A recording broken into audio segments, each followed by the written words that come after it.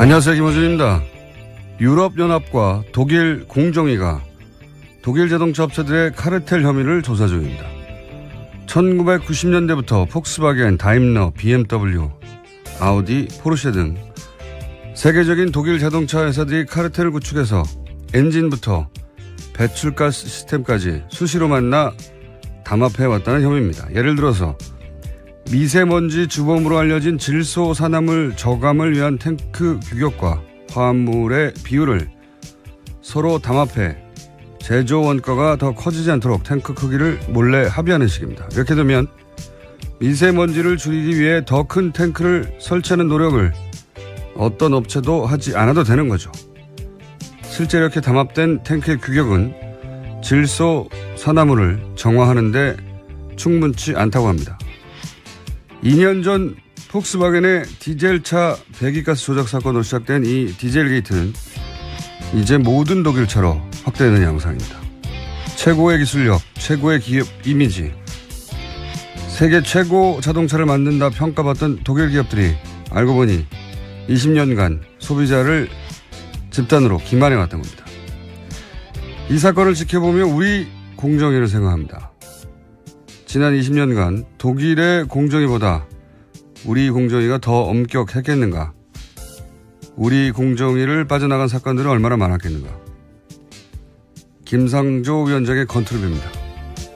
김호준 생각이었습니다. 시사인의 김은지입니다. 자, 이제 수요일이 됐어요. 예. 네. 수요일입니다. 네. 중간까지 왔어요. 자, 달려봅시다. 네. 국정농단 재판 소식부터 전해드리겠습니다. 네. 청와대 민정비서관실에서 발견된 삼성 관련 문건을 작성한 현직 검사가 어제 이재용 삼성전자 부회장 재판에 증인으로 나왔습니다. 문건들은 2014년 7월부터 9월 우병우 당시 민정비서관 지시로 작성한 것이다 라고 증언했는데요. 이영상 현 대검 범죄정보 1 담당관입니다. 앞서 특검은 청와대로부터 넘겨받은 문건 가운데 16가지를 이재용 부회장 재판에 증거로 냈습니다. 여기서 이제 확인된 게 몇 가지가 있는 거죠. 그러니까 작성자가 나타났다. 네. 그렇죠. 지시자도 나타났습니다. 네, 지시자. 우병우 당시 민정 비서관 지시를 받았다. 그리고 메모죠, 메모. 메모를 기초로 보고서를 작성했는데 이제 그 메모, 보고서의 방향, 기조 또는 완성은 다 우병우 비서관이 결정하고 쓰긴 했다. 네, 중간 보고 피드백 모두 우병우 비서관이 해줬다라는 겁니다. 근데 우병우 비서관은 자기는 무슨 말인지 모르겠다고 했으니까, 예. 이게 신뢰도를 떨어뜨린 거죠, 증언에. 본인의 진술에 재판에 영향을 일부 미치겠죠. 예. 우병우 전 수석이 거의 모든 걸 모른다고 하잖아요. 네. 네. 하지만 작성자가 나타났기 때문에요. 네. 거기다가 시킨 사람을 정확하게 찍어서 추가 혐의가 입증될 수 있는 가능성이 아주 높아졌습니다. 이게 얼마 안 됐단 말이죠. 겨우 2년밖에 안 됐단 말이죠. 예. 그리고 네, 뭐 2014년 3년 정도 됐습니다. 이제. 게다가 또 현직 검사고 하다 보니까 진술의 신빙성 굉장히 높게 재판부가 판단하지 않겠는가. 자, 근데 이 내용을 보면 참 재밌어요. 몇 번 저희가 얘기했지만 삼성의 승계 문제 국면을 정부가 기회로 활용해야 된다. 네. 이런 문장이 있잖아요. 정부가 사기업의 이 경영권 승계 문제를 기회로 활용한다는 발상 자체가 너무 웃겨요. 삼성한테 정부가 삥을 뜯나요? 이건 또 전문 용어를 제가 사용했고. 네. 죄송합니다. 그거보다 더 적합한 단어는 없는 것 같은데 기회로 활용한다는 게 발상이 굉장히 재밌고 또 삼성 과제를 해결하는데 정부가 상당한 영향력을 행사가 가능하다. 네, 윈윈 추구할 수밖에 없다. 이런 취지의 이야기도 있습니다. 사기업 문제를 해결해 주는데 정부가 영향력을 행사할 수 있죠. 내 말은 해도 된다는 게 아니라 할 능력이 있죠. 정부니까. 그러면 그런 영향력을 행사해서 그러니까 그런 영향력을 행사할 수 있다가 중요한 게 아니고 그럼 정부가 그걸 못하겠습니까? 영향을 행사해서 무엇을 얻을 것인가. 지금 이제 영향력을 행사했다고 법정에 간 게 국민영업인 거죠. 예, 국민들 돈으로.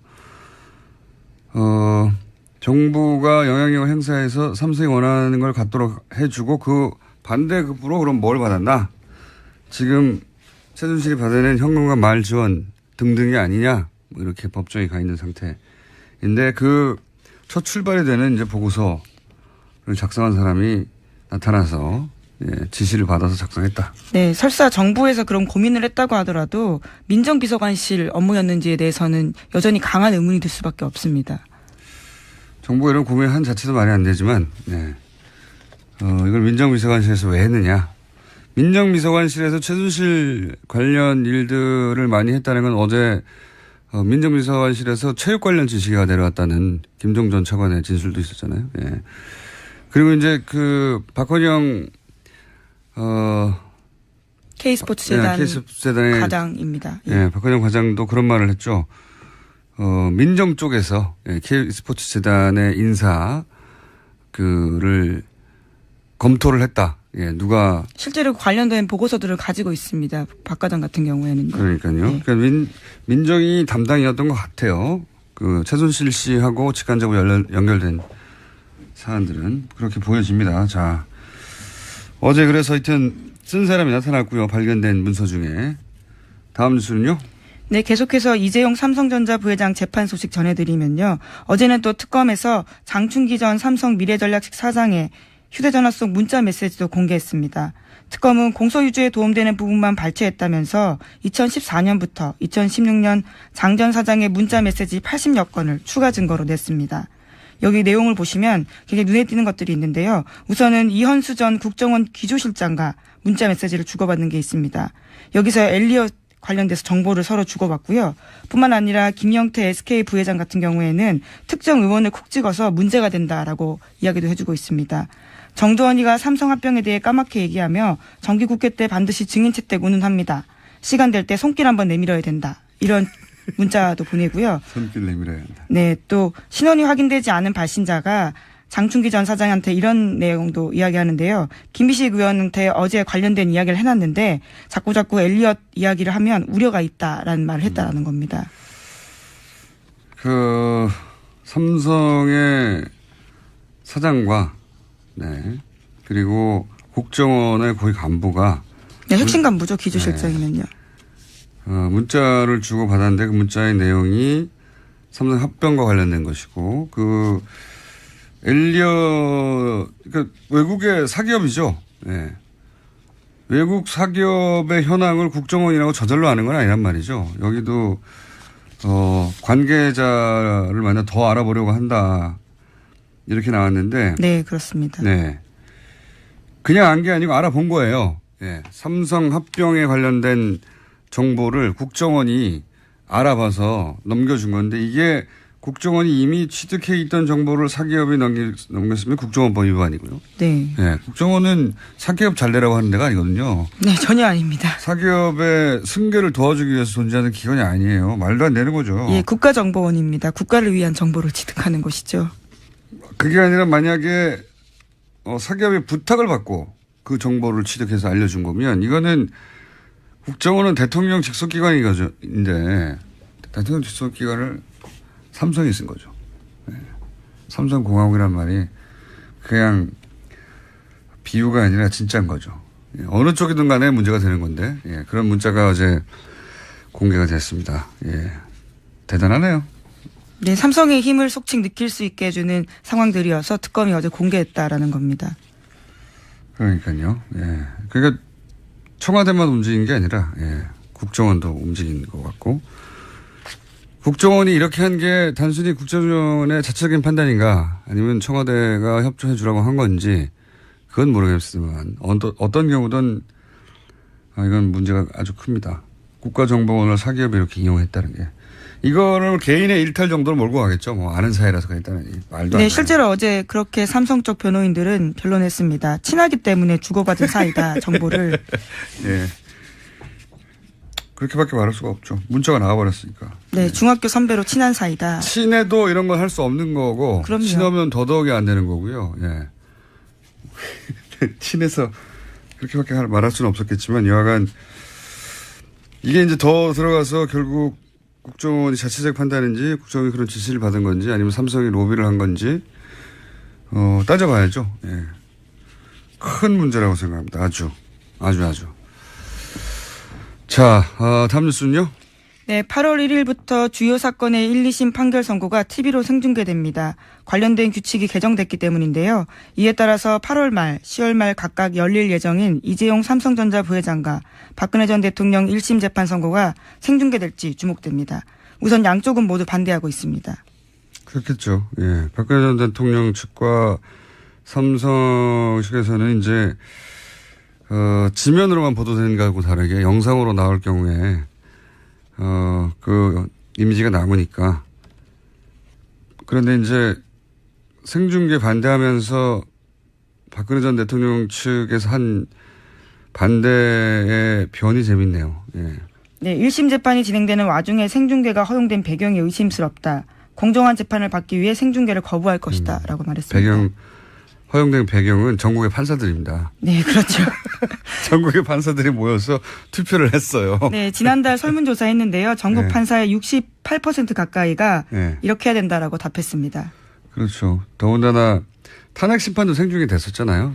네, 헌재는 이미 하고 있습니다. 마지막에 선고 과정을 생중계했고, 그건 뭐 역사적인 장면이니까요.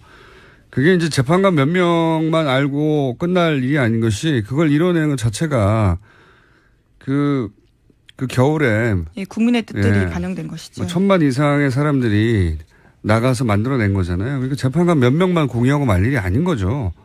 당연한 겁니다. 너무나. 그게 뭐라고 생중계를 안 합니까? 그리고 탄핵을 부른 당사자의 공판 역시 굉장한 역사적 기록이죠. 그러니까 여기서 인권 얘기하는데 지금 피고인들을 비추지는 않겠다는 거잖아요. 네, 현재 상황은 그렇습니다. 네, 판사들만 비추겠다는 거잖아요. 네, 내용들을 알려주겠다는 취지죠. 판사의 얼굴을 통해서 박근혜 전 대통령의 인격권이 침해되는 건 없어요. 그건 말이 안 되는 거고. 예. 네, 또 어제 법원에서 밝히기도요. 미국 대다수주, 호주, 뉴질랜드, 영국 이런 데서도요. 방송 중계 전면 또는 일부 허용하고 있다고 합니다. 오히려 공판 과정도 사실은 중계됐으면 좋겠는데 그렇게까지는 지금 안 하고 마지막 선고만 한다는 거잖아요. 선고 이유가 나오겠죠. 지난 탄핵 심판 선고일 때 장면을 떠올리시면 됩니다. 네. 그 정도 장면이 나오지 않겠는가. 근데 이번에는 피고 측을 아예 비추지도 않는다고 하니까 정면만 비추겠죠. 예. 이걸 왜 생중계 못하게 합니까? 마지막 선고 장면인데. 자, 그럴 수도 있겠습니다. 이제. 다만 이게 이제 재판장이 판단을 해야 되는 거군요. 네, 네, 그렇죠. 각각의 공판은 그 재판장이 결정하는 거니까. 네. 그런데 아마 여론도 생중계 쪽에 더 지지도가 높을 것 같아서 이루어질 가능성이 높겠네요. 자, 다음 뉴스는요? 네, 박근혜 정부 청와대가 대통령 기록관으로 이관한 행정 데이터 관련된 내용 어제 전해드렸습니다. JTBC 보도였는데요. 오늘 또 나왔습니다. 대통령 일정 관련 기록은 찾을 수가 없다라는 보도인데요. 박근혜 정부가 이관한 행정 데이터에서만 유독 대통령 일정 관련 기록이 빠져 있다라는 겁니다. 여기 아마 세월호 당일 네, 일정 7시간 이야기 그것만 뺄 수는 없으니 다 빼버렸겠죠. 예, 그게 아닌가 싶어요. 이게 이제 어제 실제 넘겨진 게 절반 이상 아무 쓸모없는 뭐 식당 메뉴라든가 청소 물품 이런 것들입니다. 청소 도구들, 그다음에 누가 식당 그 점심값을 지불했나 이런 기록들이라는 거 아니에요. 절반 넘게. 꼭 이게 보니까 대통령 기록물이어서 안 된다고 막 난리셨잖아요. 네, 그랬었죠. 근데 보니까 뺄 것만 빼고 나머지는 뭐가 뭔지 구분도 안 하고 다 그냥 쓸어 담아서 넘긴 거죠. 이게 대통령 기록관을 쓰레기통으로 만든 겁니다. 이게. 속칭 숫자만 부풀린 겁니다. 개수만 아주 많게 해서 넘긴 거죠. 개수만 많은 것, 그러니까 개수가 많아서 이제 많은 자료를 넘긴 것처럼도 했지만 실제 뭐가 뭔지 구분도 안 하고 넘겨버리는 거죠. 대부분. 식당 메뉴를 넘겨야 되겠다고 자기들이 결심해서 이건 대통령 기록물이야. 청와대에서 청와대에서 메뉴가 뭐였는지는 정말 중요한 거야. 이렇게 생각하고 넘겼겠어요. 다 쓸어 담아가지고 이게 다 쓸어 담아서 처박아 버린 겁니다. 대통령 기록관, 네. 이게 뭐가 중요한 일이라고 식당 메뉴 넘기는 게 황교안 대행이 당장 해야 한다고 했는지 쓰레기통을 만든 거예요. 대통령 기록관. 하여튼 그런 기록들이 다 있고 정작 중요한 대통령 일정은 없었다. 예. 대통령 일정은 원래 미국이나 뭐 일본 같은 경우에는 분단위로 매일매일 공개하거든요. 예. 네, 그 과거 정부에서도 다 넘겼습니다. 노무현 정부 같은 경우에도요, 9,700여 건 입건했고요. 또 이명박 정부 같은 경우에도 VIP 일정이라고 해서 통째로 넘겼다라고 합니다. 당연히 대통령 기록인데, 예, 그거는 쏙 빠지고 식당 메뉴들이 넘어갔습니다. 자, 말도 안 되는 정보예요. 이 데이터 관리하는 걸 보면. 다음 뉴스는요. 네, 어제 원세훈 국정원장 재판 관련해서 과거 녹취록 추가로 복원돼서 나갔다라고 전해드렸었는데요. 국정원이 과거에 삭제했던 것들이 100개 가까이 된다라고 JTBC가 보도했습니다. 그러면서 자세한 내용들이 조금 더 나왔는데요. 원세훈 전 원장 발언들을 보면 이렇습니다. 곧 민주노총 집회가 있는데 주도자들을 잘 감시하라. 민주노총과 전국 공무원 노동조합, 정교조 중에서 정교조가 가장 나쁘다. 교육청이 얘기해서 교사들이 징계되도록 하라. 이런 내용들이 있다고 합니다. 이건 이제 국정원 TF가 국정원 내부 데이터베이스를 추적해서 추가로 넘긴 문건인 거죠. 그때 당시에는 당시 댓글 사건 수사할 때는 이 문건이 안 넘어갔다가 네, 다 삭제했었으니까요. 복구한 겁니다. 추가해서 넘긴 건데 거기에 이제 제 눈길을 끄는 거는 뭐 어제 이미 민주노총 그다음에 공무원 노조 그리고 전교조 뭐 이런 얘기들 나왔는데 여기 보면 민주노총 집회가 있는데 잘 감시하라 주도자들을 이런 게 나오잖아요. 민간인 사찰을 했다는 거고 명백히. 네, 사찰 지시로 보이죠. 예. 그리고 이렇게 되면 이제 마티즈 사건이 다시 떠오르는 거죠. 민간인 사찰이 없다면서 자살한 거거든요. 본인은 다 대북 그 정보 네, 취합을, RCS 관련해서요. 예, 대북 정보 취합을 위한 것이었고 국내 사찰은 절대 없었다가 자살의 이유였어요. 근데 여기 나오잖아요. 민주노총 지도자들을 잘 감시하라. 예. 뭘로 감시했겠어요? 사찰에 여러 가지 프로그램이나 뭐 그런 게 있었겠죠. 예. 그 국내 사찰이 없었다는 거는 국정원이 앞으로도 인정하지는 않겠지만 국내 사찰이 없었다는 건 말이 안 되는 겁니다. 예. 예, 이런 발언 중에도 나오고 민간인 사찰을 민주노총 집회 주도자들도 감시했으니까 당연히 국회도 감시했겠죠. 국회의원도 사찰했겠죠. 예. 그리고 그 외에 주요 사회적 영향을 끼치는 사람들을 다 감시를 했겠죠. 라고 생각할 수밖에 없는 그런 문건 일부가 또 공개됐네요. 다음 뉴스는요. 네, 청와대가 국가안보실내 캐비닛에서 이명박 정부 문건도 발견했습니다. 관련 내용은요. 제2롯데월드 인하과 관련된 것이고요. 또 STX 관련 문건들이 있다라고 합니다. 자, 이것도 재미있는 문건이네요. 원래 그 제2롯데월드가 당시에 국방부가 반대를 했었죠. 네, 국방부 장관이 대놓고 반대했었습니다. 당시에요. 왜냐하면 그때 서울공항 그 이착륙하는 항로상에 있어서 그 빌딩을 세우면 비행기가 공군이 출동할 때 위험하다. 네, 안전 문제가 있다라는 너무 거죠. 너무 당연한 반대 이유인데 근데 당시 이 시절이면 자유한국당이네요. 자유한국당 이명박 대통령 시절에 국방부가 당연한 반대를 하는데 그냥 지었어요. 어떻게 지었냐면은 활주로를 틀어서. 그래서 저는 이 사건은 사실 보수는 항상 안보를 최우선으로 한다고 내세우는데 보수가 안보를 말할 자격이 있냐 이거예요. 이 사건을 보십시오. 다 반대했어야 되는 건요. 그때 국방부뿐만 아니라 보수 전체가 그 사기업 빌딩을 위해서 왜 공군이 활주로를 틀어야 되냐 이렇게 말해야 되는데 그냥 지었어요. 그냥 짓고 아직도 안보를 보수라고 말하는 건 저는 말이 안 된다고 생각합니다. 그때 여기에 보수단체들이 뛰어와서 집회를 했었어야죠. 다. 모두가 다. 어부연합이고 뭐고 간에. 안 했잖아요. 네. 보수단체가 욕을 먹는 거죠. 그러니까.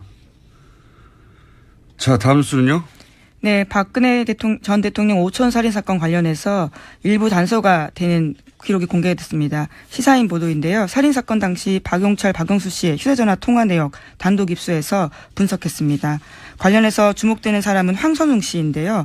두 사람의 마지막 술자리를 함께했다고 진술한 사람입니다. 본인 주장이에요. 본인. 예, 그렇죠. 황선웅 씨가 이 두 사람과 마지막 술자리를 했다고 본인이 가서 경찰에서 진술했습니다. 내가 먹었어요. 술을 같이 마지막으로라고 손들고 나온 사람입니다.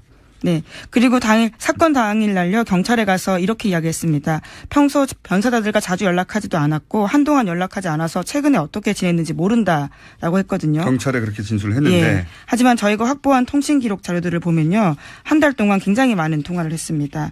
박용수 씨와는 서로 아주 많은 통화를 했고요. 또 사건 당일만 하더라도 8차례 통화를 했다라고 합니다. 그러니까 거짓말을 한 건데요, 일종의. 하지만 그 황선홍 씨한테 왜 거짓말했는지 물을 수가 없는 상황입니다. 라면 먹다 돌아가셨죠. 2012년 10월 달에 38살 나이로 숨졌습니다. 이분은 짱구파라고 하는 조직폭력배 조직원이었고 유경재단 어린이회관에서 근무도 하기도 했죠. 네. 그리고 이분이 그러니까 두 사람이 죽었는데 한 사람이 한 사람을 살해하고 한 사람이 자살했다고 그 증언해 줄 사람이 없잖아요.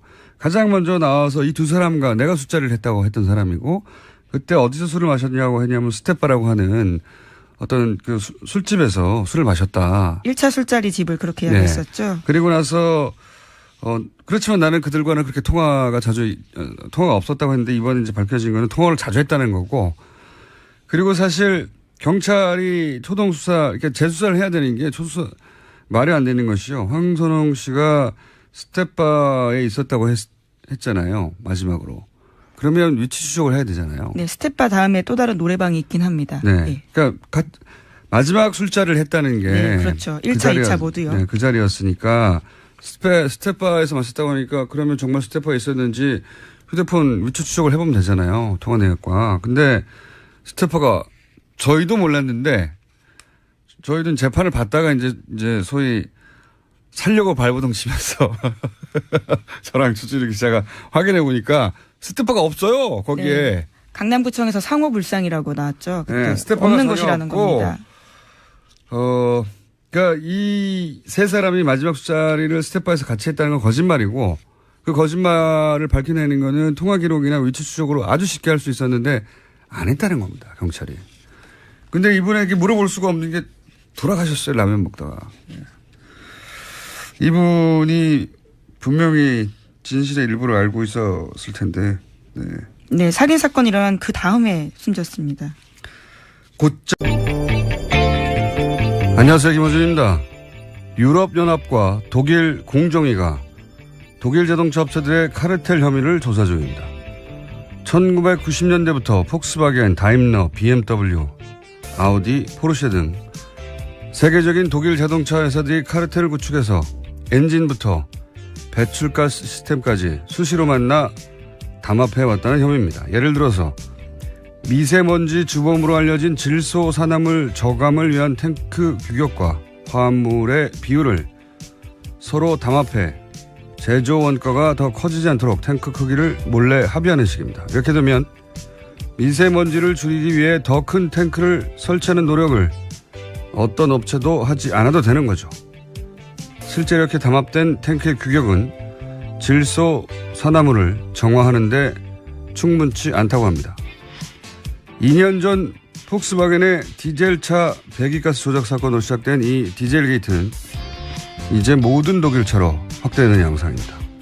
최고의 기술력, 최고의 기업 이미지, 세계 최고 자동차를 만든다 평가받던 독일 기업들이 알고 보니 20년간 소비자를 집단으로 기만해왔던 겁니다.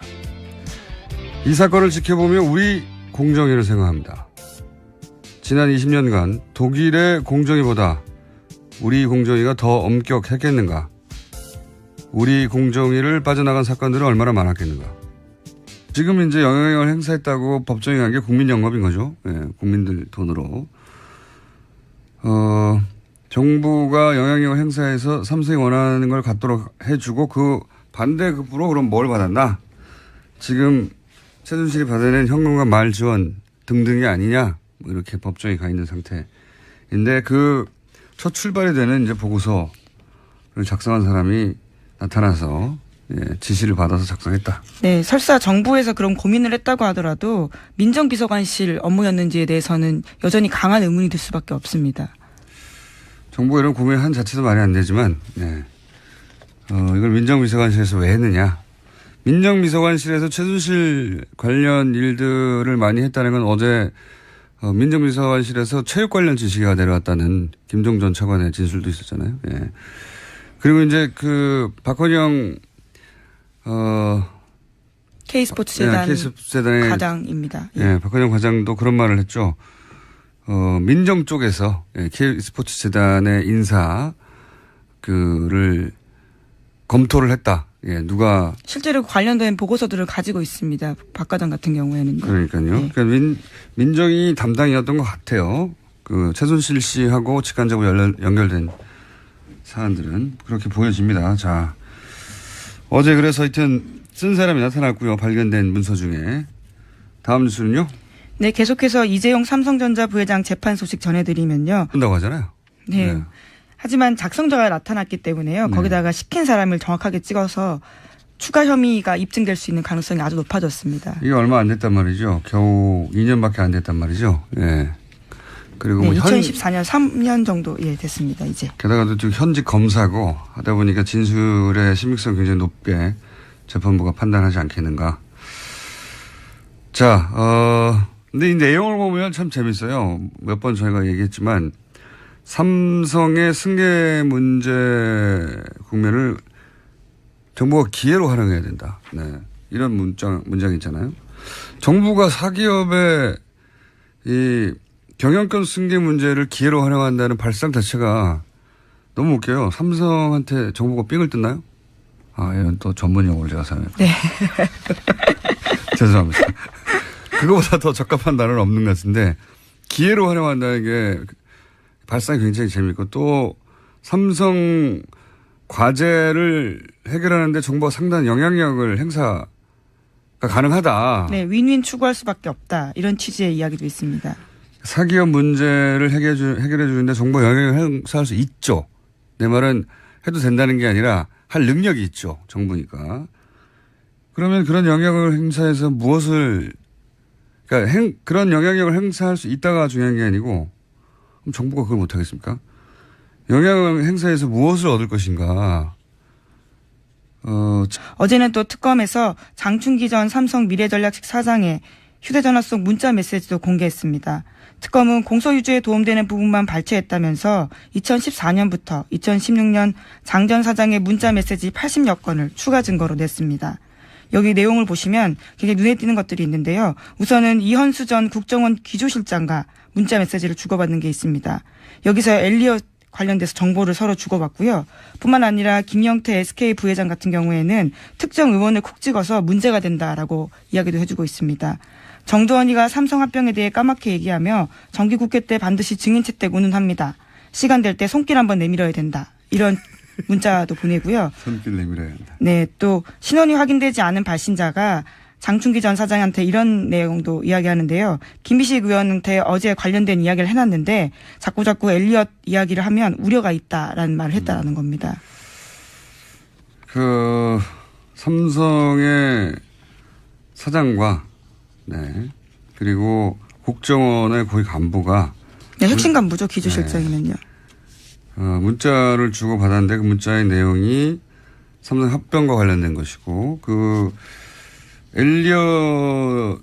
외국의 사기업이죠. 네. 외국 사기업의 현황을 국정원이라고 저절로 아는 건 아니란 말이죠. 여기도 관계자를 만나 더 알아보려고 한다. 이렇게 나왔는데. 네, 그렇습니다. 네. 김상조 위원장의 컨트롤입니다. 김원준 생각이었습니다. 시사인의 김은지입니다. 자, 이제 수요일이 됐어요. 네. 수요일입니다. 네.